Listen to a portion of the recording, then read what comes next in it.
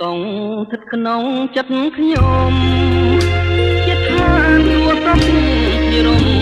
តែងសានសុខធំដែលខ្ញុំស្នេហាទេសភាពទាំងឡាយផ្សព្វផ្សាយគុណធាគឺជាគ្រឿងអាំងលង្ការមករចនាសម្រស់ត្រង់